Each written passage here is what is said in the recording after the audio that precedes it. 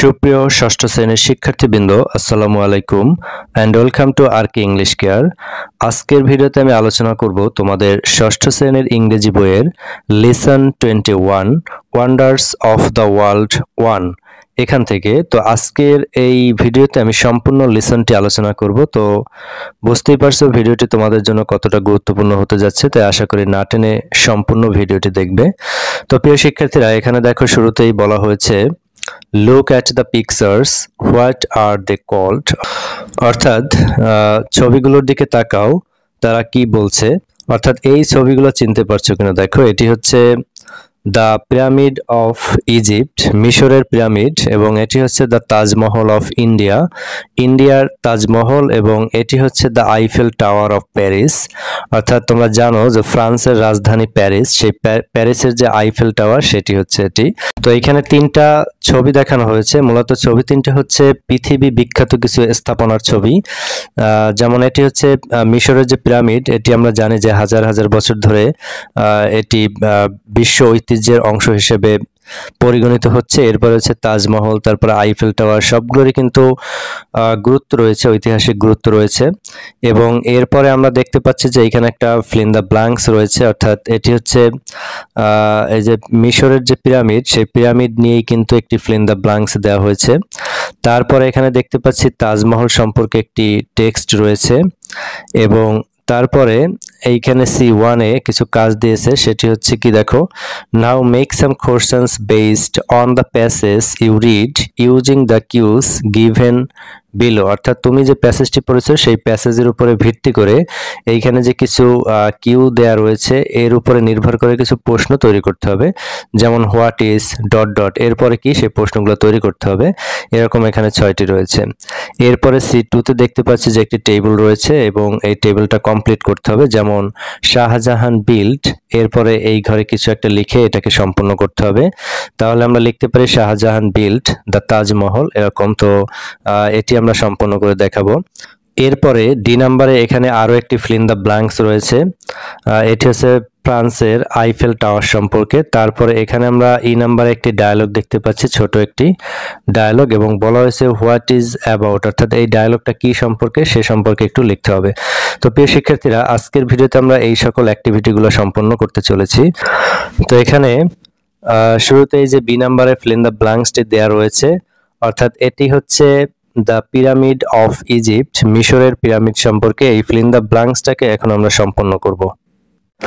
প্রিয় শিক্ষার্থীরা, এখানে এই যে বোল্ড করা যে ওয়ার্ডগুলো দেখতে পাচ্ছ, এটি কিন্তু আমরা পূরণ করেছি। অর্থাৎ ফিল ইন দ্য ব্ল্যাঙ্কস বা শূন্যস্থানে কিন্তু এই শব্দগুলো কিন্তু আমরা বসিয়েছি। এই যে দেখো বোল্ড করা রয়েছে। তো the pyramids are huge stone tombs for the ancient kings and queens of Egypt.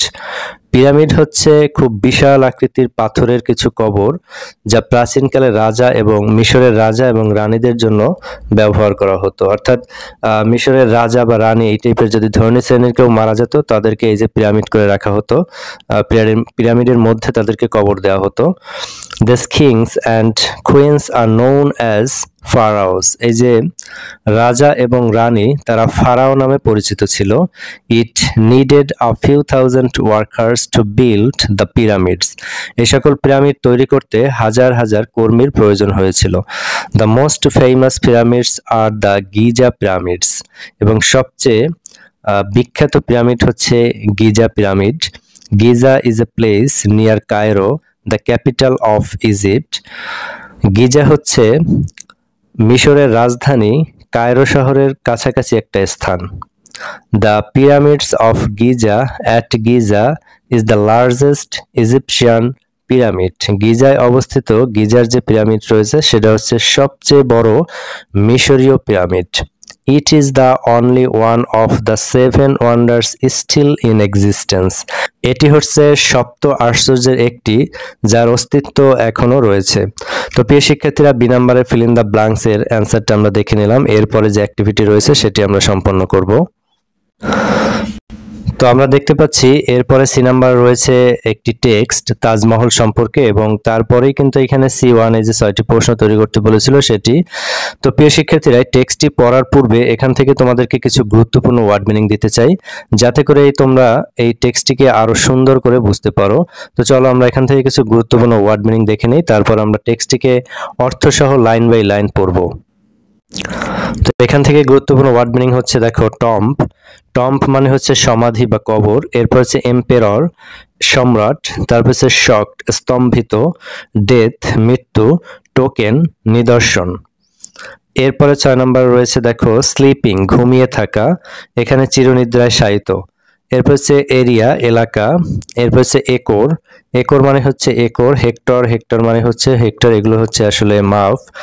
এরপরে দেখো এক্সাম্পল, উদাহরণ। আর্কিটেকচার, স্থাপত্য। কম্বাইন, একত্রিত করা। আর্টিসানস, কারিগর। ক্রাফটসম্যান, শিল্পী। ইউনিভার্সালিস্ট, সর্বজনীনভাবে। এরপরে 16 নম্বর রয়েছে অ্যাডমিয়ার্ড, প্রশংসিত। ওন্ডার, বিস্ময় বা আশ্চর্য। মার্বেল, মার্বেল পাথর। নোন অর্থ পরিচিত। লোকেটেড, অবস্থিত। তো প্রিয় শিক্ষার্থীরা, এখান থেকে গুরুত্বপূর্ণ ওয়ার্ড মিনিং গুলো দেখে নিলাম। এরপরে আমরা টেক্সটটিকে বাংলা অর্থ সহ পড়বো, এবং টেক্সটটিকে আমি লাইন বাই লাইন সাজিয়েছি, অর্থাৎ প্রত্যেকটা সেন্টেন্সের পরে কিন্তু তার বাংলাটা সংযোজন করেছে, যাতে তোমরা সুন্দর করে বুঝতে পারো। তো দেখো, শুরু হয়েছে, the Taj Mahal is also known as the Taj. এর অর্থ হচ্ছে তাজমহল তাজ নামেও পরিচিত। It is a white marble tomb located in Agra in India. এটি একটি সাদা মার্বেল পাথরের সমাধি যা ভারতের আগ্রায় অবস্থিত। Do you know the history behind the Taj Mahal? তুমি কি তাজমহলের পেছনের গল্প জানো? The Mughal emperor Shah Jahan loved his wife Mumtaz Mahal more than his life. Mughal সম্রাট শাহজাহান তার স্ত্রী মমতাজ মহলকে নিজের জীবনের থেকেও বেশি ভালোবাসতেন। Mumtaz died at an early age. Mumtaz অল্প বয়সেই মারা যান। Shah Jahan was very shocked at her death. তার মৃত্যুর খবরে শাহজাহান খুবই স্তম্ভিত হন। So he built the Taj Mahal as a token of love for his wife. তাই তিনি তার স্ত্রীর প্রতি ভালোবাসার নিদর্শন হিসেবে তাজমহল তৈরি করেন। It is the place where Mumtaz is sleeping forever. এটি সেই স্থান যেখানে Mumtaz চিরনিদ্রায় শায়িত। The Taj has an area of about 1003 acres or 405 hectares. তাজমহলের আয়তন প্রায় 1003 একর বা 405 hectare. The Taj Mahal is the finest example of Mughal architecture. Taj Mahal Mughal স্থাপত্য শৈলীর সর্বোত্তম উদাহরণ। It combines art of Persia, Turkey and India. এটি পারস্য, তুরস্ক এবং ভারতের শিল্পকলার সংমিশ্রণ। It took 21 years and thousands of artisans and craftsmen to complete the Taj Mahal. Taj Mahal সম্পূর্ণ করতে 21 বছর এবং হাজার হাজার কারিগর ও শিল্পীর প্রয়োজন হয়েছিল। The Taj is universally admired as one of the wonders of the world. তাজমহলকে বিশ্বের অন্যতম আশ্চর্য হিসেবে সর্বজনীনভাবে প্রশংসা করা হয়। তো প্রিয় শিক্ষার্থীরা, এই তাজমহল সম্পর্কে যে প্যাসেজ বা টেক্সটটি রয়েছে সেটিকে আমরা অর্থ সহ পড়েছি লাইন বাই লাইন। তো আশা করি তোমরা বুঝতে পেরেছো। এরপরে যে বাকি যে অ্যাক্টিভিটিগুলো রয়েছে সেগুলো আমরা সম্পূর্ণ করব, অর্থাৎ এই পরবর্তীতে যে এখানে আমাদের প্রশ্ন তৈরি করতে বলেছিল C1 এ, সেটিও আমরা এখানে সাজিয়েছি। দেখো, তো আমাদের ওখানে কিন্তু হোয়াট ইজ এই পর্যন্ত দেয়া ছিল, এরপরে কিন্তু ডট ডট দেয়া ছিল। তো দেখো, what is the Taj Mahal? Taj Mahal কি? তো এভাবে আমরা একটি প্রশ্ন সাজিয়েছি। এরপরে বি নাম্বার আছে, where is the Taj Mahal located? Taj Mahal কোথায় অবস্থিত? এরপর হচ্ছে how much area does the Taj Mahal cover? অর্থাৎ তাজমহলের আয়তন কত বা সে কতটুকু জায়গা দখল করেছে। When did Mumtaz Mahal die? অর্থাৎ মমতাজ মহল কখন মারা যায় বা মারা গিয়েছিল। এর হচ্ছে why did Shah Jahan built the Taj Mahal, Shah Jahan কেন তাজমহল নির্মাণ করেছিলেন। সর্বশেষ প্রশ্ন তৈরি করেছি, how many years did it take to complete the Taj Mahal, তাজমহলকে সম্পূর্ণ করতে কত বছর সময় লেগেছিল। তো প্রিয় শিক্ষার্থীরা C1 যে প্রশ্ন তৈরি করতে বলেছিল সেটিও কিন্তু আমরা করেছি। তো আশা করি তোমরা বুঝতে পেরেছো। এরপরে বাকি যে অ্যাক্টিভিটি রয়েছে সেগুলো আমরা একটু সম্পন্ন করব। তো প্রিয় শিক্ষার্থীরা এরপরে আমরা C2 তে একটি টেবল দেখতে পাচ্ছি, অর্থাৎ এখানে দুটি অংশ দেয়া আছে, বাকি অংশ লিখে কিন্তু আমাদের একটা সেন্টেন্স সম্পূর্ণ করতে হবে। এরপরে ডি নাম্বার রয়েছে এখানে প্যারিসের আইফেল টাওয়ার সম্পর্কে একটি ফিল ইন দ্য ব্ল্যাঙ্কস, তো এটিও আমরা সম্পূর্ণ করব। এরপরে সর্বশেষ ই নাম্বার একটি ডায়লগ দেওয়া রয়েছে এবং বলা হয়েছে হোয়াট ইজ অ্যাবাউট, এটি কি সম্পর্কে সেটি কিন্তু তোমাকে লিখতে হবে। তো এই যে C2 তে টেবল, ডি নাম্বারে ফিল ইন দ্য ব্ল্যাঙ্কস এবং ই নাম্বারে ডায়লগ, এই অ্যান্সারগুলোকে এখন আমরা একটু দেখে নেব। তো C2 তে যে টেবল ছিল তার অ্যান্সারটা হচ্ছে, দেখো এখানে শাহজাহান বিল্ট দ্য তাজমহল, অর্থাৎ এই শাহজাহান বিল্ট পর্যন্ত দেয়া ছিল, আমরা এর পরবর্তীতে যোগ করেছি দ্য তাজমহল এবং এটি একটি সম্পূর্ণ সেন্টেন্স হয়ে গেছে।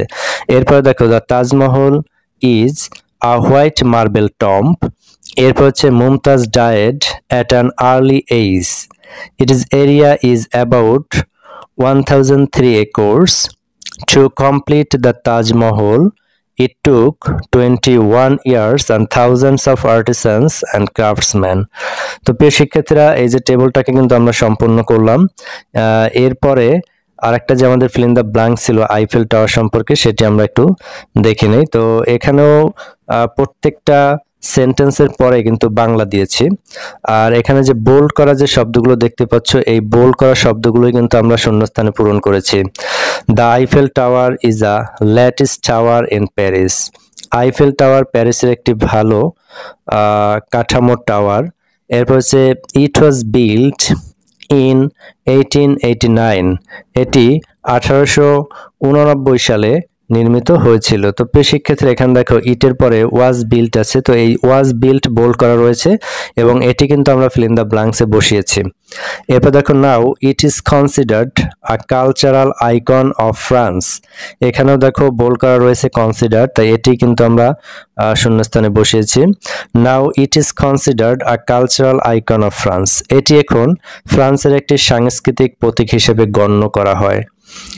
এরপর রয়েছে it stands as one of the most recognizable structure in the world too, এটি বিশ্বের অন্যতম পরিচিত স্থাপত্য হিসেবে দাঁড়িয়ে আছে।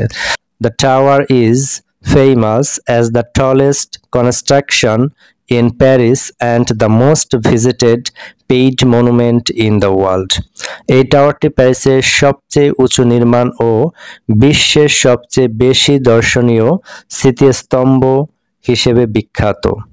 তো প্রিয় শিক্ষার্থীরা এখানে যে দেখো ইজ রয়েছে বোল্ড করা, এখানে কিন্তু ইজ হচ্ছে আমাদের আনসার। এরপরে millions of people ascend it every year, প্রতি বছর লাখ লাখ মানুষ এটি ভ্রমণ করে।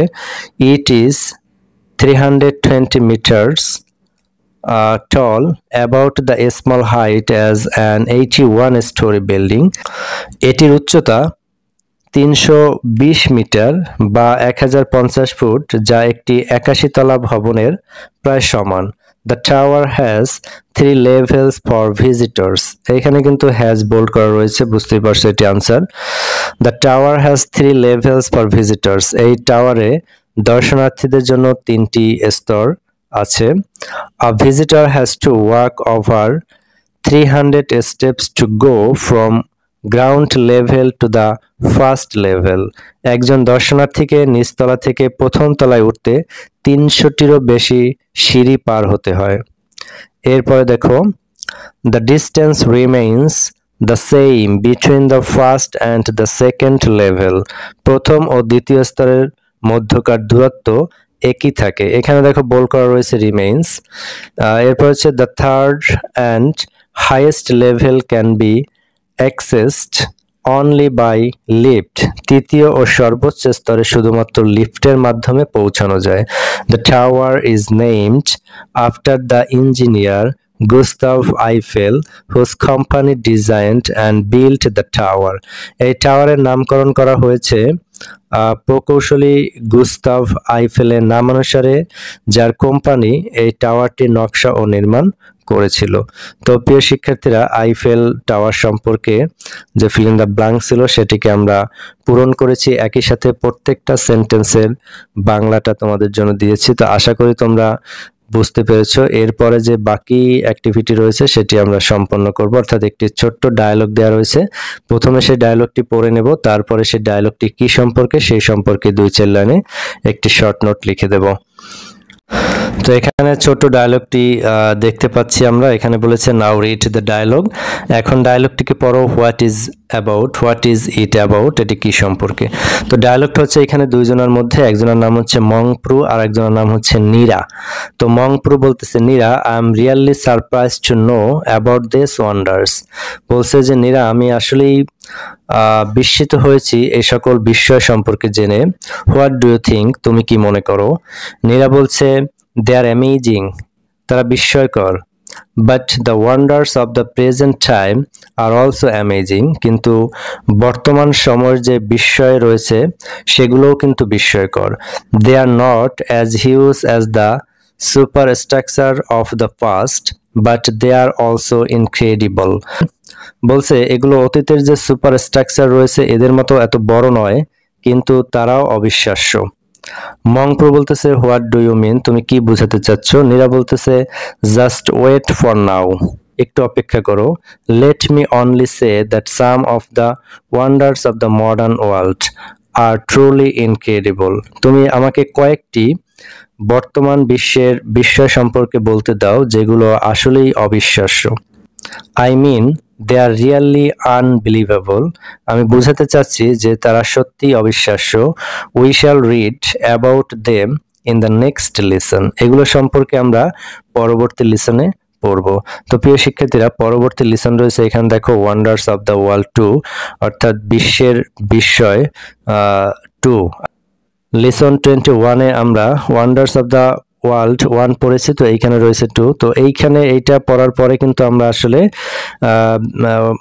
আধুনিক বিশ্বের যে বিস্ময় সেই সম্পর্কে জানতে পারো, যেমন বিজ্ঞানের কিছু আবিষ্কার, অবিশ্বাস্য আবিষ্কার, যেমন কম্পিউটার, মোবাইল, টেলিভিশন ইত্যাদি সম্পর্কে। তো সেটি কিন্তু এখানে হিন্টস দেওয়া রয়েছে, তো সেটি আমরা পরবর্তী লেসনে আলোচনা করব। তো এখন এইখানে কিন্তু আমাদেরকে ছোট একটু প্রশ্ন করেছিল যে হোয়াট ইজ ইট অ্যাবাউট, এটি কি সম্পর্কে। তো সেই অ্যান্সারটি আমরা এখন একটু দেখে নেই। তো এখানে আমাদের আনসার হচ্ছে, দেখো, the dialogue is about the wonders of the world, specially the modern wonders. এই সংলাপটি বিশ্বের বিস্ময়কর স্থাপনাগুলোর সম্পর্কে, বিশেষত আধুনিক বিস্ময়গুলি নিয়ে। Mongpru and Neera are discussing how amazing this structures are. Mongpru এবং নীরা আলোচনা করছে এসব স্থাপনাগুলো কতটা আশ্চর্যজনক। Neera hints that some wonders of the present time are even more unbelievable than the past and they will learn more in the next lesson. Neera ইঙ্গিত দেয় যে বর্তমান সময়ে কিছু বিস্ময় অতীতের চেয়েও বেশি অবিশ্বাস্য এবং তারা পরবর্তী পাঠে সে সম্পর্কে আরো জানবে বা আলোচনা করবে। তো প্রিয় শিক্ষার্থীরা, পরবর্তী লেসনটি আরো গুরুত্বপূর্ণ হতে যাচ্ছে। তো সেই লেসনের ভিডিওটি দেখার আমন্ত্রণ জানিয়ে আজকের ভিডিওটি আমি এখানেই শেষ করব। ভিডিওটি যদি তোমাদের ভালো লাগে তোমরা অবশ্যই লাইক, কমেন্ট, শেয়ার করবে এবং চ্যানেলটি সাবস্ক্রাইব করে পাশে থাকবে। তো আজকের মতো বিদায় নিচ্ছি। আল্লাহ হাফেজ।